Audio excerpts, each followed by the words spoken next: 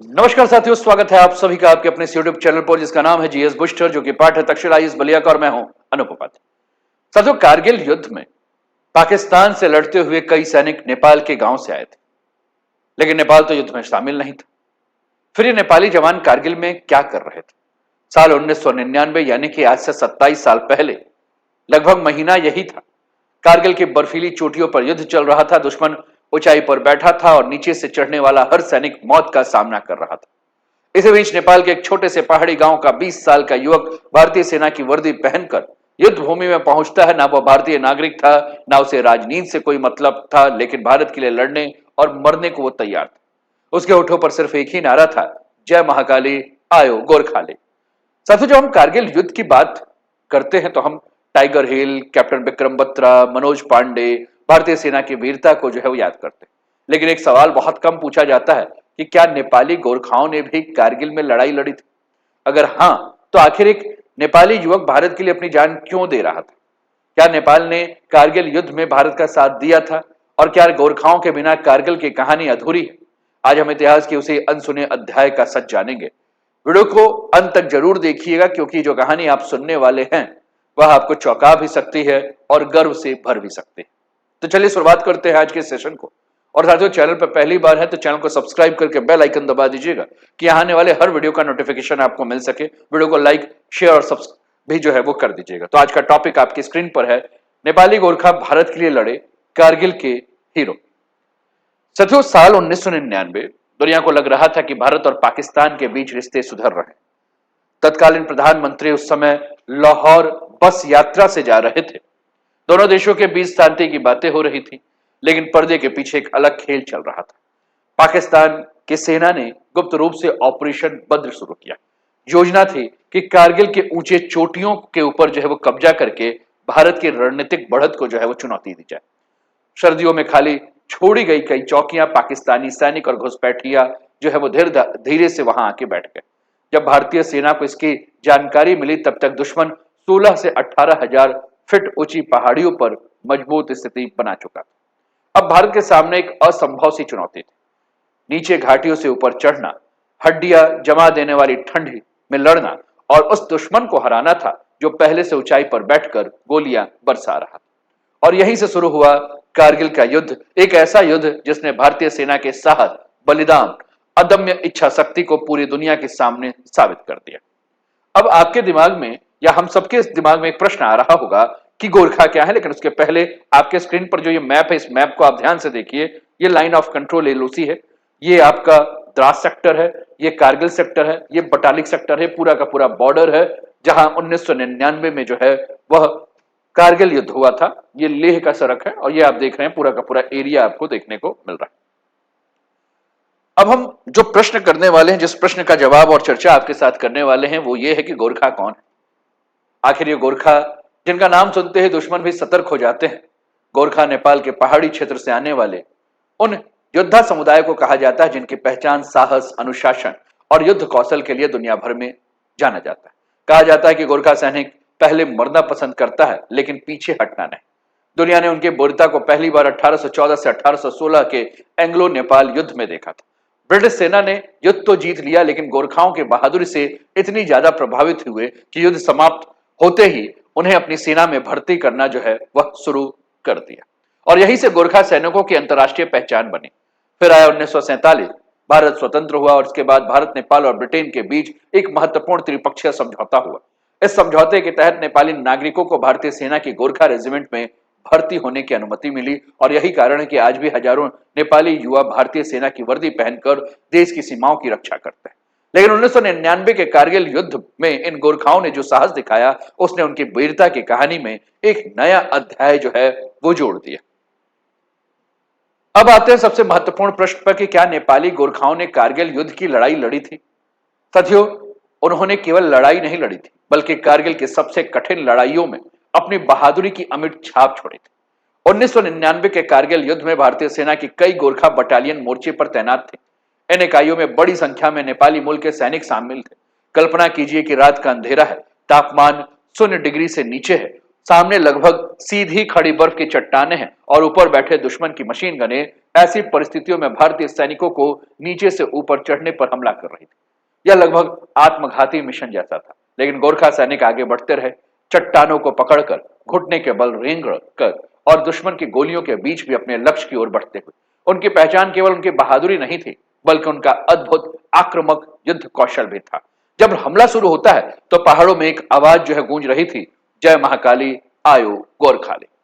और यह सिर्फ एक नारा नहीं था साथियों, ये साहस, परंपरा, युद्ध भावना का प्रतीक था। कारगिल युद्ध के दौरान कई नेपाली मूल के गोरखा सैनिकों ने सर्वोच्च बलिदान दिया।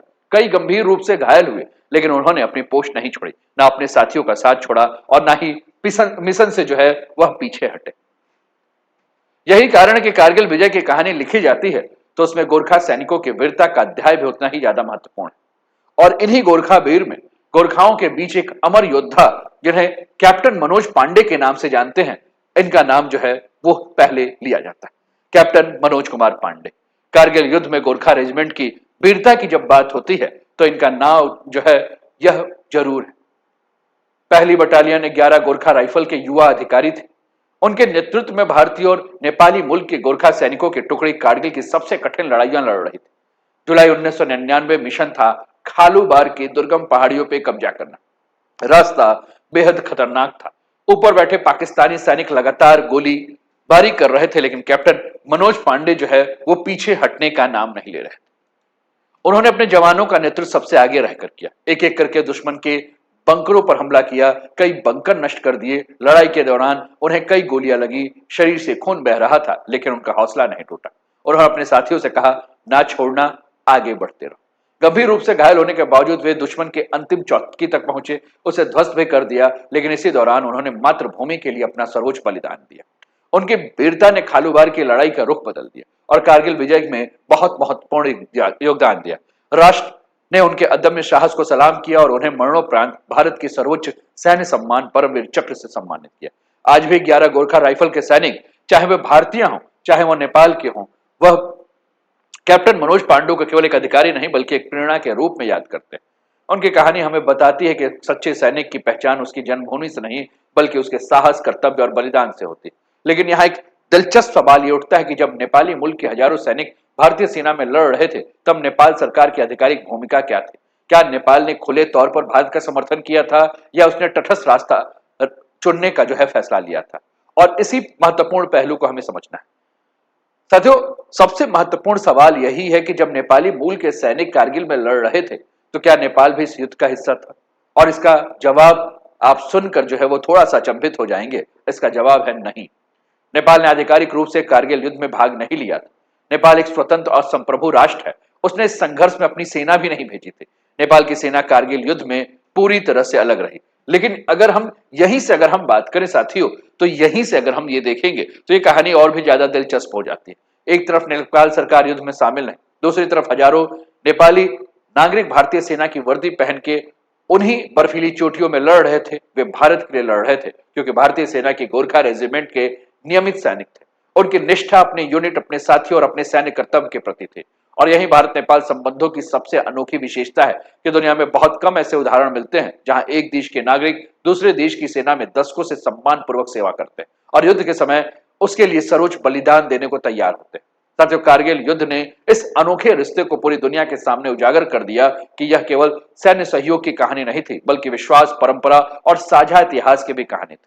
और शायद यही कारण है कि आज भी भारत और नेपाल के सैन्य संबंध दुनिया के सबसे विशिष्ट संबंधों में जो है वो गिने जाते हैं। साथियों, कारगिल की कहानी केवल एक युद्ध की कहानी नहीं, यह वीरता की भी कहानी नहीं, यह दक्षिण एशिया के सबसे अनोखी सामरिक साझेदारी की कहानी। भारत और नेपाल के बीच लगभग 1751 किलोमीटर लंबी खुली सीमा है। दोनों देशों के नागरिक बिना वीजा एक दूसरे के देश में आ जा सकते हैं। रोटी, बेटी, संस्कृति, धर्म, इतिहास, सबका संबंध है। इन सबने दोनों देशों को सदियों से जोड़कर रखा हुआ है। दोनों देशों के बीच में लिम्पियाधुरा, काला पानी और लेपू लेक को लेकर विवाद भी है, लेकिन उसके बाद भी आप देखें कि रिश्ते जो है सबसे मजबूत और सबसे अनोखे प्रतीक के रूप में है। गोरखा भर्ती व्यवस्था है।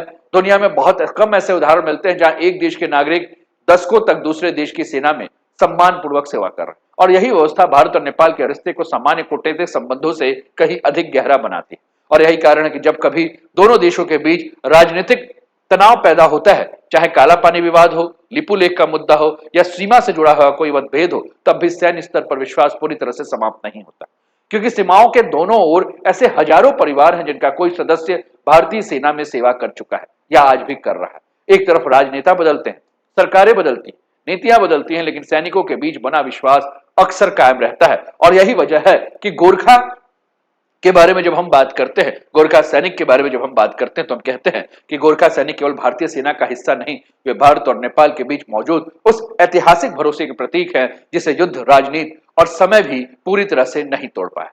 अगर भू राजनीति की भाषा में अगर हम बात करें साथियों, तो गोरखा सैनिक केवल सीमा के रक्षक नहीं है, वे भारत और नेपाल को जोड़ने वाले जीवित सामरिक पुल।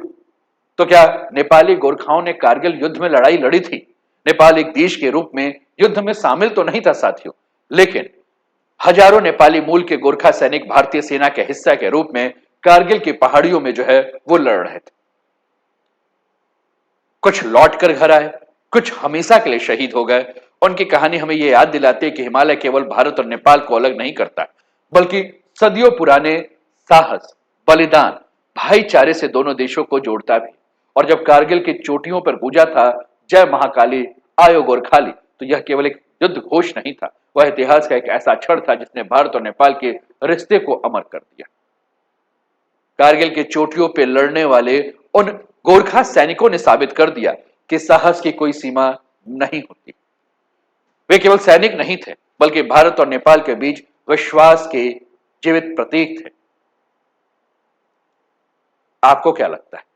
आप अपने विचार कमेंट के माध्यम से जरूर दीजिए।